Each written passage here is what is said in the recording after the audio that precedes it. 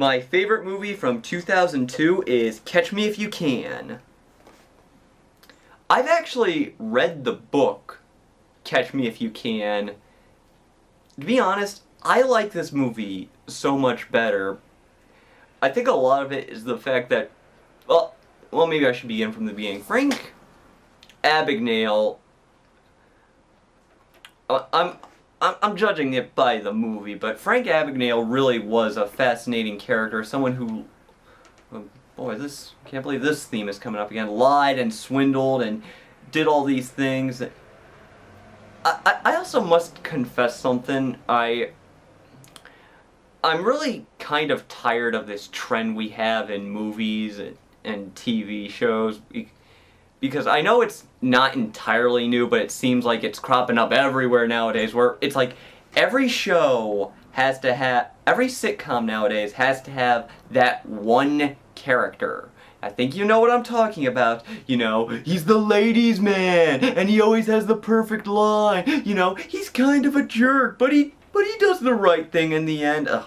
I am sick of that character, okay? I am sick of it. Sick of it, sick of it, sick of it. So let it speak volumes for how much I like watching Frank Abagnale in this movie. I guess for me, it's not just... Well, I might as well confess something. One of the reasons I'm so sick of the character I just described is it just comes off as so canned. Like the writers are saying, "Hey, isn't that the guy you'd like to be?" But in terms of Frank Abagnale, and yes, I realize Frank Abagnale is a real person, but I'm going off of the way it's depicted in the movie. But Frank Abagnale does have a lot of charm, and I suppose it's just so much more entertaining to see the things he does. Just the way he works, just the way he really does trick people into believing he's a doctor and an airline pilot and a lawyer. And just watching the way the gears in his head works. I love the scene where he meets Martin Sheen and he's trying to convince him to let him marry his daughter, and he tells him, and he asks him, "Well, are you a Protestant?" "Sir, I am not a Protestant. I'm a man who loves your daughter." Or just the way he bluffs his way out of the conversation when he asks him about a teacher he worked with but never actually met. Plus, one of the reasons I like this movie more than the book is that, well, first of all, I hate to say this sort of thing, but going off the way... Remember, I'm going off the way the movie is depicted, because, that's what I'm watching the movie for, entertainment. And I feel like it really... Frank Abagnale wrote the book, he kind of wrote it in a very by-the-numbers way of what happened. And again, I'm not taking away anything he did. Obviously, he did that stuff, and, for better or for worse, it's pretty impressive. But I feel like the movie really did present a more multi-dimensional character than the way Frank Abagnale wrote his book. I'm sure the guy really did have issues, and he probably did have... There probably was more going on in his life and how he felt about what he was doing than what the book led on. But also, the movie has Tom Hanks' character. It's just interesting because in a movie where you have a character as good as Frank Abagnale, Tom Hanks' character is just so much more interesting. And going off of what I said earlier about being polar opposites, I find it interesting to see how these two characters are such opposites. Like, obviously, Leonardo DiCaprio's Frank Abagnale is such a smooth talking guy who can bluff his way out of any conversation, while Tom Hanks' Hanratty is such a square, uncool guy who keeps getting tricked at every turn. And Tom Hanks has some really funny moments in this movie. I love when they're on the airplane and Tom and Frank Abagnale tells him that he'll tell him how he passed the bar if Tom Hanks gives him his eclair. So Tom Hanks just stuffs it in his mouth. I love the look on his face, like, that'll show him. Or when he's at the hotel room and he flashes the wrong side of his badge. Just very funny movie, very good movie. I think it's actually one of my favorite Spielberg movies, and it's, he hadn't done a lot of comedy up to that point, and I think this is the movie that showed that he could handle comedy. And after this, he went into, he made The Terminal, which I think is a very good movie and probably one of his most underrated. And I kind of wish he would exercise his, I kind of wish Spielberg would flex his creativity a little more, because I kind of feel like he's kind of bought into his own hype, and he's kind of making safe movies that he knows will... I mean, I liked Lincoln and all, but I kind of felt... But at the same time, I felt it was... From Spielberg's standpoint, I still felt like it was kind of a safe movie. I kind of just wish he would flex things a little more, but then again, The Terminal was if memory serves me right, The Terminal was a flop, so... Maybe that's why he hasn't tried anything like that again. Well, do I have anything else to say about Catch Me If You Can? Yes. Important lesson I learned from the book: do not get arrested in France. And my favorite movie from 2003. This is one that probably also isn't going to be a surprise just because I got the poster over there. But my favorite movie from 2003 is Big Fish. Going off of what I said about Game Changers and flexing muscle, Tim Burton has come under a lot of flack recently for everyone saying, oh, he just keeps making the same movie over and over again. I've actually enjoyed some of the movies, though I will admit it kind of has been a step down. Though at the same time, when people keep bashing his modern work, I keep wondering, did these people not see Sweeney Todd or something? Because that was a really good movie, but I digress. I guess I am kind of disappointed by the way things have turned out, because ever since Charlie and the Chocolate Factory, he kind of has been on this streak. But before he made that movie, he made this movie, Big Fish, which is really good, and it was such a departure from his typical work, and it was almost like a Spielberg film in its scope and its story, and there's just so much going for it. Again, this is another great character. The basic idea is that he's basically too big for his own world, so he has to go exploring. And this is another character who's likable because he's very confident and very cool and but at the same time he's not a jerk about it. But this story is just like a human odyssey, but at the same time it's very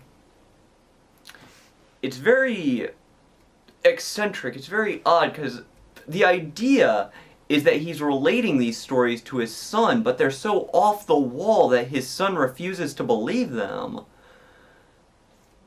But after all, if your father told you a story about how he was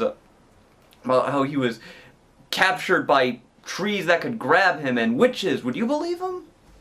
Plus, this is another big ensemble film where we see where he encounters a lot of characters with a lot of different personality over the year.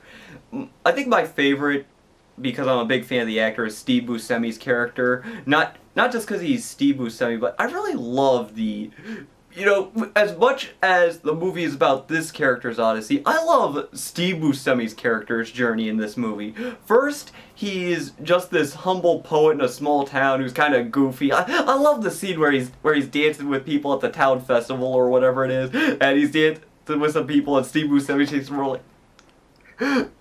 And he has this unfinished poem, but then he catches up with him later in the movie and he's a bank robber.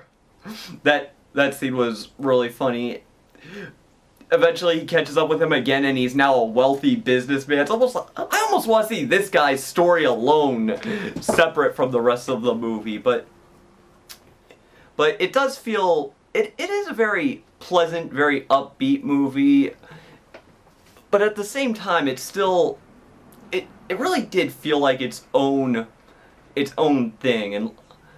And like I said, it was when Tim Burton really showed that he was stretching himself as a director, because before he made this, he made Planet of the Apes, which is, you know, I hate to rag on movies I haven't seen, but this is the one that I just don't want to see. It's like, I was looking at his filmography and I realized, I'm actually pretty close to seeing every movie he's made, and I was thinking, do I really want to see Planet of the Apes just so I could brag that I've seen every one of his movies? But and so in a way, this was like redeeming himself, and it was this big, grand scale, like I said, almost Steven Spielberg style movie, and I really wish he would go for something like this again, because he showed he can do it. So he showed he can do it once, so maybe he could do it again, or at least just break from that same formula. Oh, by the way, anyone who hasn't seen this movie, I will warn you that you do see Danny DeVito's naked butt. Fair warning, still a good movie. My favorite movie from 2004 is Eternal Sunshine of the Spotless Mind. Speaking of movies that are genuinely unique, this was a movie, and this is another movie that I admit that I did not entirely get the first time I saw it. It took me a couple of watchings. I mean, I was only 16 at the time, and I might as well also admit, since it kind of ties into this point, I was hoping to talk about this later. This is the movie that this is another movie that I actually have some personal connection with, because when I was in high school, we actually did a stage production of it, and yours truly, played the Jim Carrey part. So watching the movie and watching the movie to study the part is really what helped me get a better understanding of the movie and appreciate it better. And though, in case anybody's wondering, I did a very good job. Though I got a mouthful of temp dye from every night, and during one rehearsal I got kneed in the family jewels. But otherwise, it was definitely a good time. But anyway, this is a very clever idea. For those of you who haven't seen it, it's about Jim Carrey and Kate Winslet played a couple, and they live in a world where people can get memories of each other erased. And Kate Winslet got her memory erased because she was kind of spur of the moment, while Jim Carrey decides to do the same thing.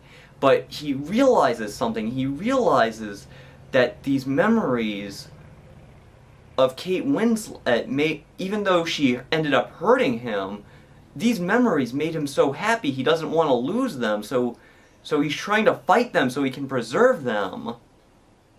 And this is another movie about opposites. It's funny how in this round I ended up talking about a lot of movies about opposite characters, isn't it?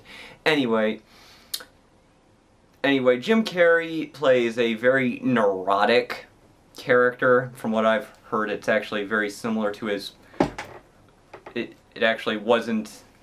That is, his character wasn't as much of a stretch for him, while Kate Winslet plays a very bubbly, upbeat character. But it is interesting to see how they play off of each other, and I think both of the two lead performances in this movie are absolutely wonderful. Kate Winslet got an Oscar nomination. I'm very happy for her, but I'm also really feel bad about Jim Carrey for not getting an Oscar nomination because he is so good in this movie. I mean, I talked about Liar Liar, and that was my favorite movie from '97. And obviously, he was really good in that. And I've been talking a lot about actors flexing their muscle, and Jim Carrey really shows a different side of himself in this one, and I'm really disappointed he didn't get the Oscar nomination. I know that was the year Johnny Depp got nominated for Pirates of the Caribbean, and not only do I like that movie, but I'm pretty much happy anytime the Oscar committee kind of shows that they don't just nominate like the typical Oscar bait, like when Sigourney Weaver got a nomination for, like, I'm very happy that Sigourney Weaver actually got an Oscar nomination for Aliens, and that The Fugitive got nominated for Best Picture. And Bill Murray got his Oscar nomination that year. And I'm thinking, couldn't you have made room for Jim Carrey? Seriously? But I think everybody by now knows the rule. Oscar, if it's not released in December, you're out of luck. I kind of wonder if Jim Carrey would have gotten the Oscar nomination if Eternal Sunshine of the Spotless Mind had been released in December. But getting back to the actual movie and what makes it good, there are some really clever ideas going on. I kind of like how Elijah Wood's character is actually using the knowledge of the things that won Kate Winslet over in an attempt to do the same thing for himself.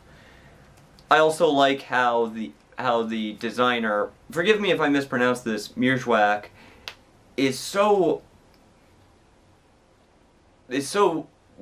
daft to the way people are thinking. Here's this guy who did this incredible, mind-bending, life-changing invention, yet he doesn't realize the implications. He doesn't realize that he's tearing people apart. And this is another mixed genre movie because there are a few chuckle-worthy comments and a few scenes that got a laugh out of me, but oh, I should point out that Charlie Kaufman did win the Best Original Screenplay Oscar. Very happy he won that, especially I have to admit that Best Original Screenplay is one of the Oscars I really get excited about, just because that is the one time that the Oscars show off and pick some out-of-box candidates. I've gotten a bit off course, so better just talk about the last movie in this video, because my favorite movie from 2005 is Batman Begins. I have to admit that I had mixed feelings about this movie when it came out. On one hand, I was really excited about it. On the other hand, since you already know how much I like the Tim Burton movie, I was also kind of worried, because it's like, oh boy, everyone's going to be talking about this, and my beloved Tim Burton movie is going to be cast to the wayside, and yeah, I was totally right. But at the same time, there still were a lot of good things going for it. There are a few things that do kind of rub me the wrong way. I'm not exactly crazy about Katie Holmes' performance. I think there's some phoned-in philosophy. Some of the action scenes are edited kind of goofy. And I must address the elephant in the room, that voice.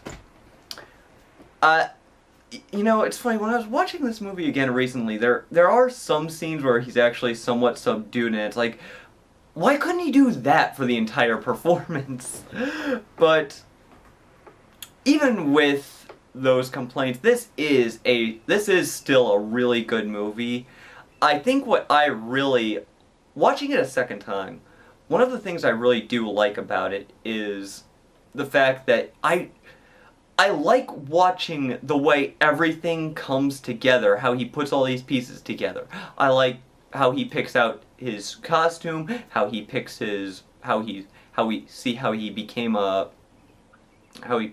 such a strong fighter, how he got his how he decided to become Batman.